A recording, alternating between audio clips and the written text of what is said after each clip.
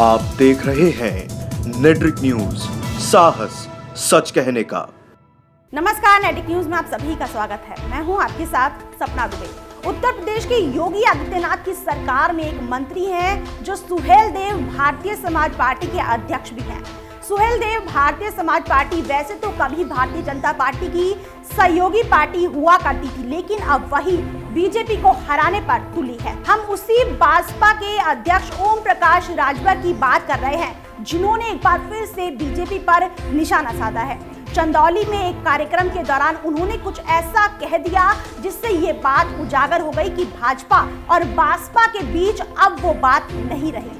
दरअसल ओम प्रकाश राजभर चंदौली के सकल डीहा में कार्यकर्ताओं के साथ बैठक कर रहे थे और उसी दौरान उन्होंने कहा कि नून रोटी खाएंगे, बीजेपी को हराएंगे। आजमगढ़ से सपा अध्यक्ष अखिलेश यादव के खिलाफ बीजेपी ने दिनेश लाल यादव निरहुआ को उतारा है और उसी बात पर राजभर ने बीजेपी पर तंज कसते हुए कहा है कि ये सूरज को दीपक दिखाने जैसी ही वाली बात हो गई। राजभर ने तो ये तक दावा कर दिया है कि बीजेपी पूर्वांचल की 30 में से सिर्फ 3 सीट ही हासिल कर पाएगी।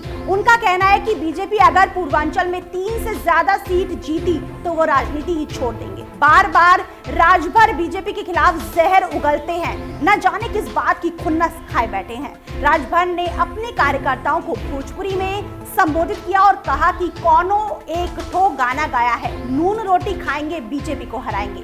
सब लोग बोला तब मजा आई, नून रोटी खाएंगे बीजेपी को हराएंगे। वो यही नहीं रुके, उन्होंने ये भी कहा है कि निरहुआ आकर लड़ रहा है अखिलेश जी के सामने, पता नहीं भाजपा को क्या हो गया है। अरे सूरज के सामने दीपक दिखाने की जरूरत है। अब बताइए क्या हाल होगा, कुछ कर पाएगा वो? हम तो कहे कि निरहुआ को लेकर मत घूमो, बेबे चिल्लाने से कुछ नहीं होगा। हम तो कह रहे हैं कि पूर्वांचल में 30 सीटों में सिर्फ 3 सीटें जीतेंगे। अगर चौथी सीट जीत गए तो मैं राजनीति छोड़ दूंगा। जानकारी दे दें कि बीजेपी के लिए परेशानियों भरा रास्ता खोलते हुए इस बार ओम प्रकाश राजभर ने बीजेपी से अलग होने का फैसला किया है और अलग होकर ही उत्तर प्रदेश में लोकसभा चुनाव लड़ने का फैसला किया है। ऐसे भी बातें कही जा रही हैं कि बीजेपी लोकसभा चुनाव तक राजभर को मना लेने की पूरी कोशिश में जुटी थी, लेकिन ऐसा नहीं हो सका।